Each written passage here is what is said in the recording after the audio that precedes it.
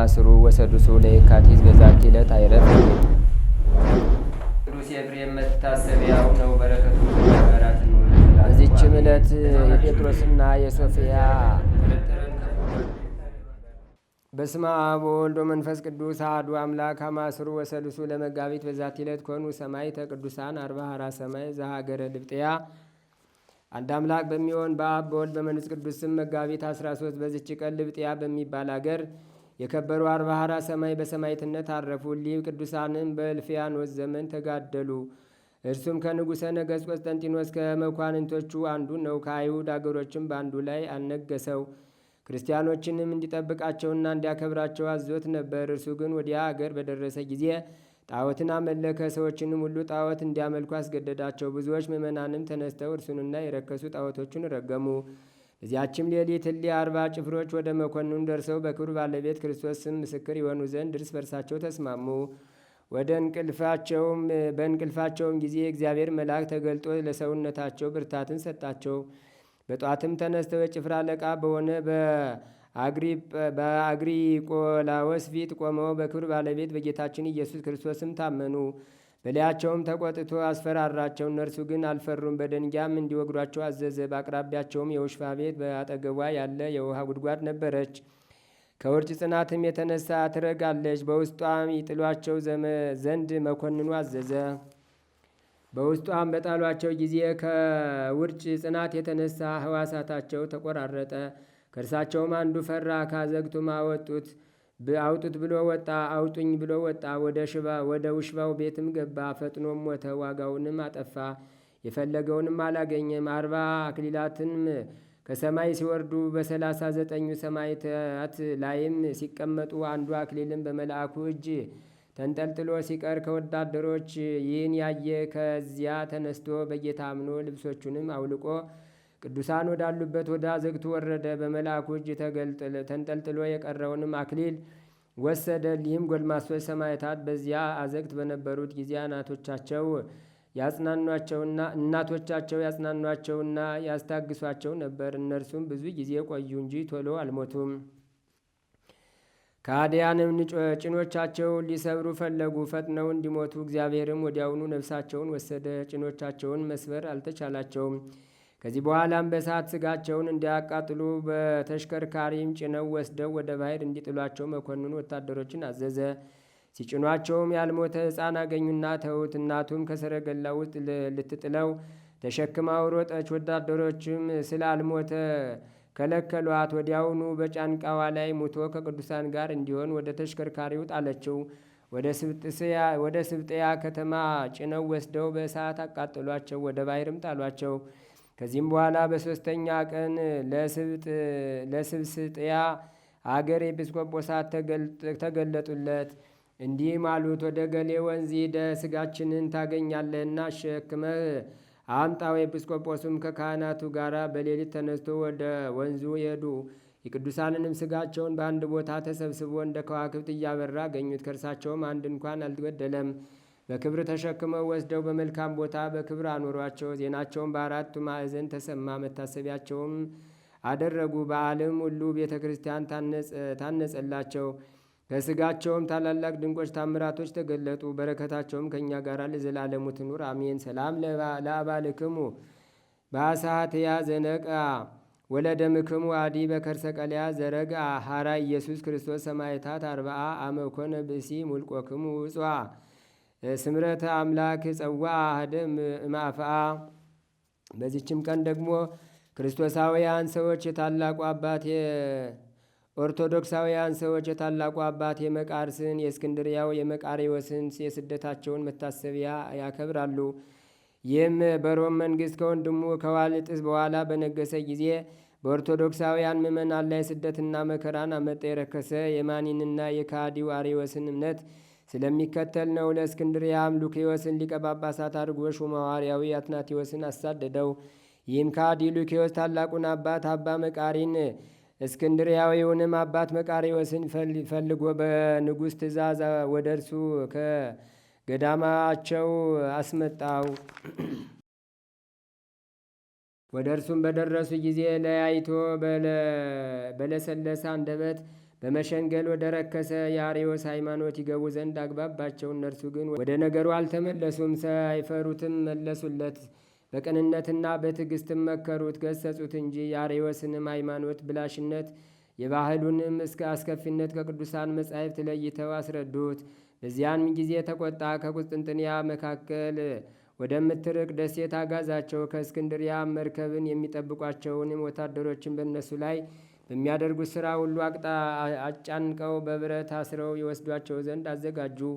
ወደዚች ደሴት በደረሱ ጊዜ በደሴቱ ንጉሥ ፊት አቆሟቸው። ንጉሡም ሰይጣንን የሚያመልክ የከፋ ሰው ነበር። የደሴቱም ሲያመልኩትና ሲደክሱለት ድረስ በስራዩ አስቷቸው ነበር። እሊህም አባቶቻችንም ከስህተቱ እንዲመለስ አስተማሩት፣ ለመኑትም፣ አልሰማቸውም። ከብዙ ስቃይም ጋር በወህኒ ቤት ዘጋባቸው እንጂ በጽኑ ስቃይ ማሰቃያቸው። ጌታችንም ተገልጦ የሚያጸናቸውና የሚያስታግሳቸው ሆነላቸው። የክብር ባለቤት ጌታችንም ጽድቃቸውንና ትሩፋታቸውን ሊገልጥ በወደደ ጊዜ ንጉሡን ልጅ ሰይጣን ያዛት። አባትና እናቷን በታላቅ ሐዘን ላይ እስቲሆኑ አብዝቶ አሰቃያት። በከተማ ውስጥም ሰይጣናት ተገልጠው መቃርስና ባልንጀራው ወይ እኛ ካንተ እናንተ ከእኛ ምን አላችሁ? በአገራችሁ ያሳደዳችሁን እያሉ ተገልጠው ይጮኹ ጀመር። በንጉሡ ልጅ ያደረውም ሰይጣን ንጉሥ ሆይ መቃርስና ባልንጀራው ካልመጡ ከልጅ ላይ አልወጣም ብሎ ጮኸ። ንጉሡና አብረውት ያሉ አደነቁ። ወደ ንጉሡም ቅዱሳንን አመጧቸው። እሊህ ቅዱሳን መቃርስና ባልንጀራው ወደ ንጉሥ በደረሱ ጊዜ በንጉሡ ልጅ ያደረ ሰይጣን እንዳያሰቃዩት ለመነ። ንጉሡና አብረውት ያሉትም ስለ ስራቸው ቅዱሳንን መረመሯቸው። እነርሱም የሆነውን ሁሉ ነገሯቸው። ስለ ንጉሡም ልጅ ያድኗት ዘንድ ለመኗቸው። እነርሱም ንጉሡን ገሰጹት፣ እንዲህም አሉት፦ አንተ ሰው ስትሆን ለምን ራስህን አምላክ ታደርጋለህ? ዓለምን የፈጠረ አምላክ ከሆንክ ራስንና ልጅህን ማዳን ይገባህ ነበር። ያን ጊዜም ወደ ክብር ባለቤት ጌታችን ጸለየው። ጋኔኑን ከንጉሡ ልጅ ላይ አስወጡት። ጋኔኑን በወጣ ጊዜ ስለ ክፉ ስራቸው ንጉሡንና የዚያችን ደሴት ሰዎች ዘለፋቸው። ንጉሡና በዚያ የተሰበሰቡት ይህን አይተው በሊ ቅዱሳን አምላክ እናምናለን፣ ከሊ ቅዱሳን አምላክ ከእግዚአብሔር በቀር በሰማይና በምድር ሌላ አምላክ እንደሌለ ተረድተናልና እያሉ ጮኹ። የከበሩ አባቶቻችንን በክብር ባለቤት በጌታችን ኢየሱስ ክርስቶስ ማመንን አስተማሯቸው። እነርሱም በሽተኞቻቸውን ሁሉ ሰበሰቡ። አባቶቻችንም በዘይት ላይ ጸልየው በመስቀል ምልክት አማትበው ቀብተው በሽተኞችን ሁሉ አጋንንትን ያደሩባቸውንም ሁሉንም አዳኗቸው።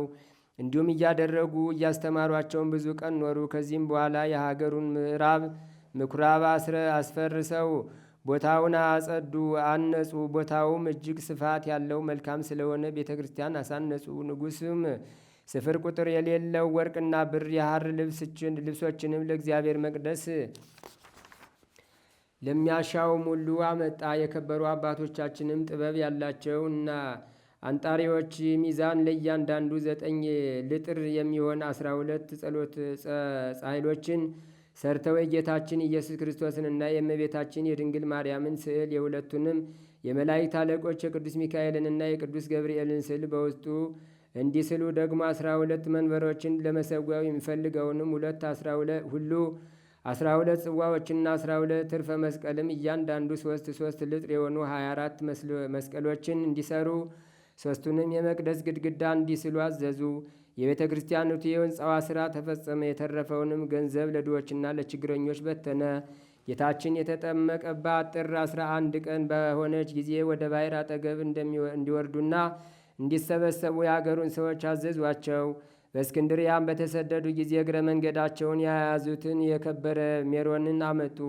ይህም ከሐዋርያዊ አትናቴዎስ ጊዜ ጀምሮ የተጠበቀ ሉኪዮስም ያላገኘው ጌታችንም በዘመናት ሁሉ የጠበቀው ጥፋት ያላገኘው ነው። ይህ በመንፈስ ቅዱስ ትእዛዝ ሆኗልና። በዚያን ጊዜ አባት መቃሪ በከበረ ሜሮን በጥልቁ ባሕር ላይ ባረከ። ባሕሩም ከእሳት ኃይል የተነሳ በድስት እንደሚያፈሉት ውሃ የሚፈላ ሆነ። ዘይቱና ሜሮኑም በውሃው ላይ ተንሳፈፈ፣ እንደሚያበሩ ከዋክብት ሆኑ። ከእርሳቸውም እንደ ፀሐይ የሆነ ታላቅ ብርሃን አየ።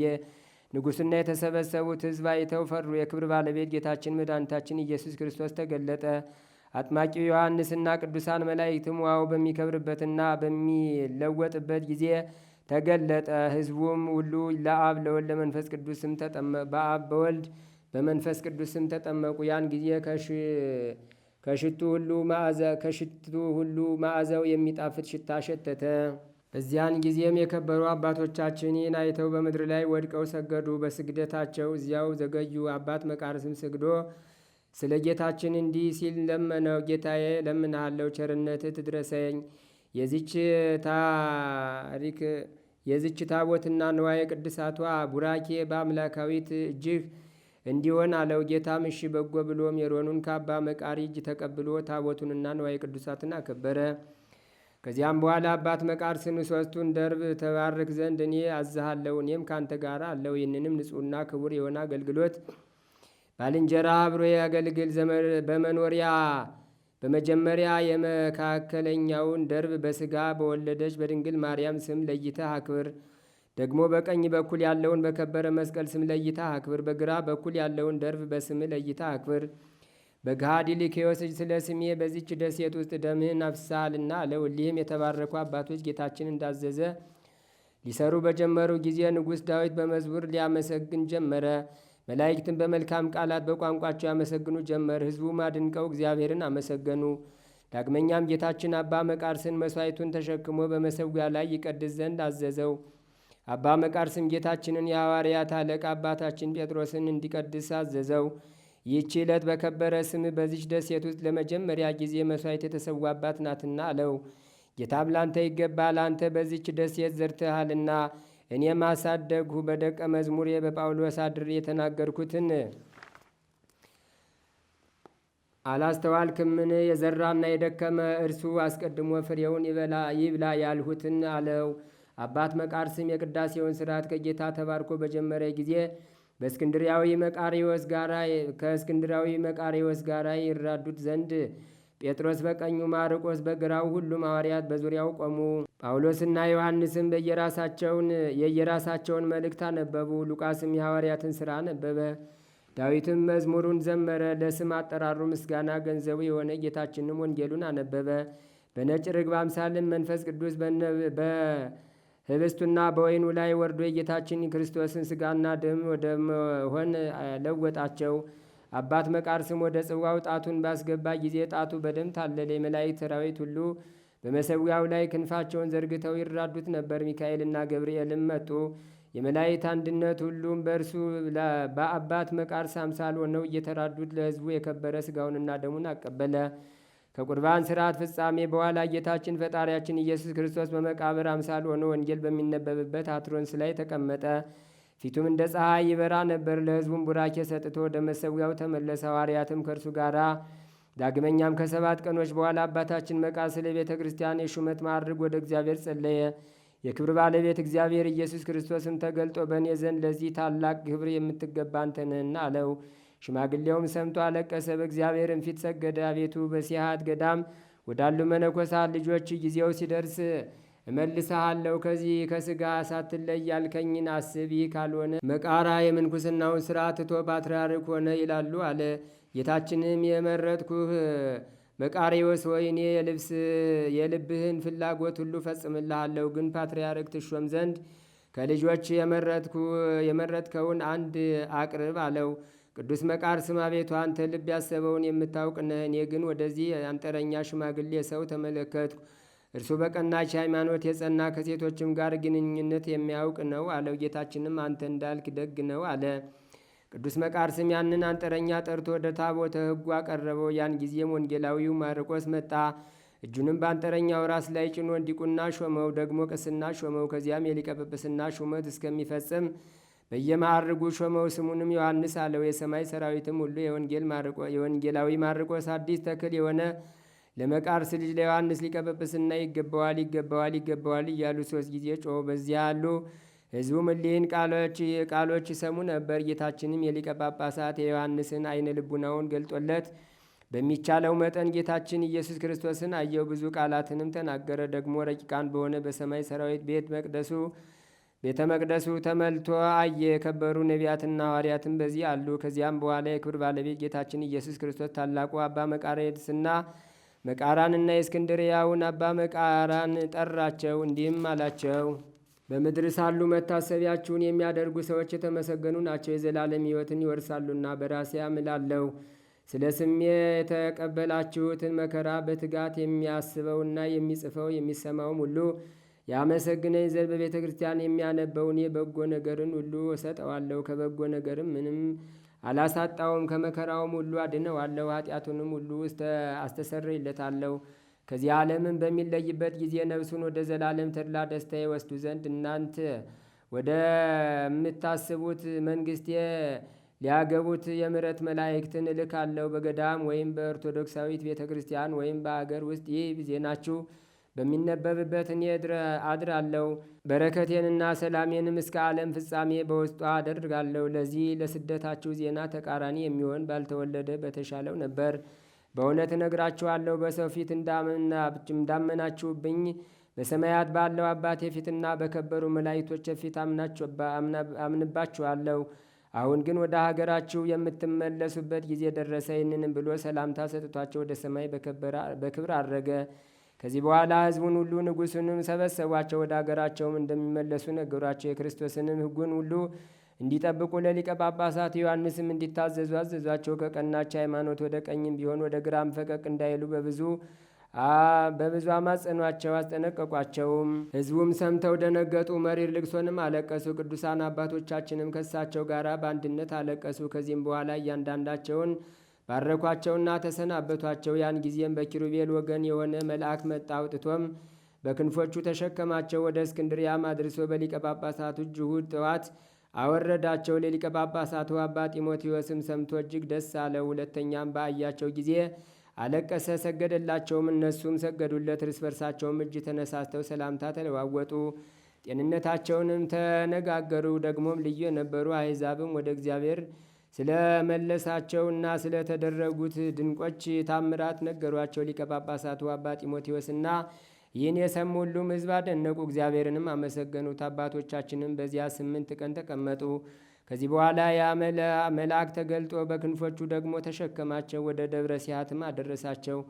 አንዱ ኪሩብም ከአየር ሆኖ የአባት መቃርስ ልጆች ወይ አባታችሁ የመንፈስ ቅዱስ ፍሬዎች ተሸክሞ ከስደት ተመልሶ መጥቷልና ወጥታችሁ ተቀበሉት እያለ ጮኸ። ይህንንም በሰሙ ጊዜ ከታላላቆች እስከ ታናናሾች ወጡ። ቁጥራቸውም 50,000 መነኮሳት ሆኑ። ከውስጣቸውም በዚያን ጊዜ አባ ዮሐንስ ሐጺርና አባ ብሶይ አሉ። የደረሰባቸውንም ስቃይ በነገራቸው ጊዜ እጆቹና እግሮቹን እየሳሙ መሪር እንባ ለቀሱ። ደግሞ ፊቱን ስላዩ ደስ አላቸው። እርሱም በክብር ባለቤት በጌታችን ኢየሱስ ክርስቶስ ስም ባረካቸው። የክርስቶስ ወገን የሆናችሁ በዓለሙ ሁሉ የምትገኙ ምእመናን ሆይ በዘመናት ሁሉ በዓል እያደረጋችኋት በዚች ዕለት ደስ ሊላችሁ ይገባል። ይህችም ለአምላካችን ክርስቶስ ስለ ስሙ ደማቸውን እንዳፈሰሱ እንደ ጴጥሮስና እንደ ጳውሎስ መታሰቢያ ለዚህ ታጋዳዮች አባቶች ለመከራቸው መታሰቢያ እንዲሆን እሊህም ታላቁ አባ መቃርስና ባልንጀራው የእስክንድሪያው አባት መቃርስ ናቸው። በዚች በመጋቢት ወር በ13ኛ ቀን ልክዮስ ከእስክንድርያ አስቀድመን ወደ አወሳናት ደሴት አጋዛቸው። ደግሞ በዚሁ ቀን ተመልሰው ወደ እስክንድርያ ደረሱ። በጸሎታቸው የሚገኝ በረከት በሁላችን የክርስቲያን ወገኖች ላይ ለዘላለሙ አድሮብን ይኑር አሜን። ሰላም ለስደቶሙ ሀቤት ዘጉ መቃርስ ዘአቢ ወመቃሪ ወስውሁ ወዘይተ ለአንጽሖት ዘነዙ ከመከዋክብት ውስተ ገጸ ማይ በርሁ ወከመ ፀሐይ በሰማይ ዘሳልስ ወርሁ። በዚችም ዕለት ደግሞ በእስክንድርያ ሊቀ ጵጵስና ለተሾሙ አባቶች 14ተኛ የሆነ የእስክንድርያ ሊቀ ጳጳሳት ቅዱስ አባት ዲዮናስዮስ አረፈ። የዚህም ቅዱስ ወላጆቹ እምነት የሌላቸው አረማውያን ናቸው። እርሱ ግን ብዙ ትምህርቶችን ተማረ። አባቱ በዘመድ የከበረ ስለነበረ ከታናሽነቱ ጀምሮ አስቦለት ለአረማውያን መምህራን መምህራቸው እስኪሆን ጥበብን ሁሉ አስተማረው። በአንዲት ቦታ ተቀምጦ ሳለ አንዲት አሮጊት ክርስቲያን ሴት በፊቱ አለፈች። ከሐዋርያ ጳውሎስ መጽሐፍም አንድ ጥራዝ ይዛ ነበር። እርሱም እስቲ ስጭኝ ልየው አላት። እርሷም ሰጠችውና ነበባት። በውስጧም ልዩ የሆነ ቃላትና የሚያስደንቅ እውቀትን አገኘ። በምን ያህል ትሸጨዋለሽ አላት። በአንድ አላዳ አለችው። እርሱም ከዚህ መጽሐፍ የቀራለ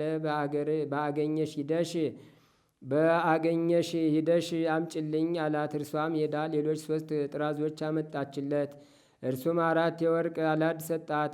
ባነበባቸውም ጊዜ መጽሐፉ ጎደሎ ሆኖ አገኘው። ዳግመኛም ከዚህ መጽሐፍ የቀረ አለ ብታገኝ ሄደሽ ፈልጊ አላት። እርሷም በአባቶች መጻሕፍት ውስጥ እሊህን ብቻ አገኘው ምሉውን የጳውሎስን መጽሐፍ ከፈለግ ወደዚያች ቤተ ክርስቲያን ሄደ ጠይቅ አለችው። እርሱም ከቤተ ክርስቲያኒቱ ብፈልግ ከእርሷ ይሰጡኛልን አላት። አዎን ይሰጡሃል አለችው። ሄዶም ወደ ቤተ ክርስቲያን ጠየቀ። እነርሱም የጠየቀውን መጽሐፍ ሰጡት።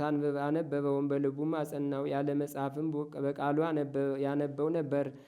በክብር ባለቤት በጌታችን ኢየሱስ ክርስቶስም አመነ። ከዚህ በኋላ ወደ ሊቀ ጳጳሳት አባ ድሜጥሮስ ዘንድ ሄደ። ያጠምቀው ዘንድ ለመነው። እርሱም ሕግና ሥርዓትን ትምህርትን ሁሉ አስተምሮ ከዚያ በኋላ አጠመቀው። አባ ድሜጥሮስም ለቤተ ክርስቲያን ልጆች ሁሉ አስተማሪ አደረገው።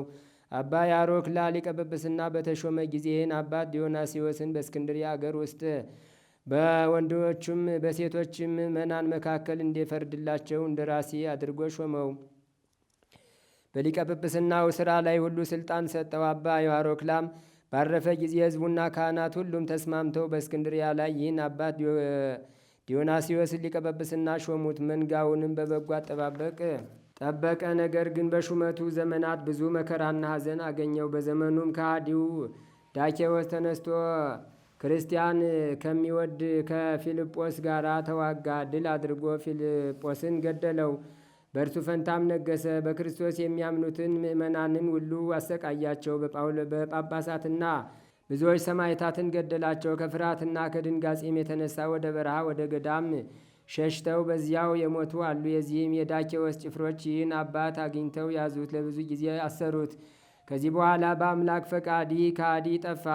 በእርሱም ፈንታ ግርላዎስ ነገሰ። ከክርስቲያንም ልጆች መከራው ጸጥ አለ። በዘመኑም ሰላም ሆነ። ከዚህ በኋላም ግርላዎስ ሞተ።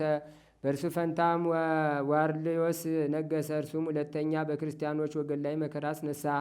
የዚህ ከሃዲ ንጉሥም መኳንንቶች ይህን አባት ይዘው አሰሩት። ቃላት ታላቅ ስቃይም አሰቃዩት፣ እጅግም አስጨነቁት። ንጉሡም ይህ አባት ለጣዖት እንዲሰግድ ፈለገ። እርሱም እንዲህ ብሎ መለሰለት፣ እኛስ ለክብር ባለቤት ለእግዚአብሔር አብ ለልጁ ለኢየሱስ ክርስቶስ ለመንፈስ ቅዱስ አንዲት ስግደትን እንሰግዳለን። ንጉሡም ሰምቶ እጅግ ተቆጣ።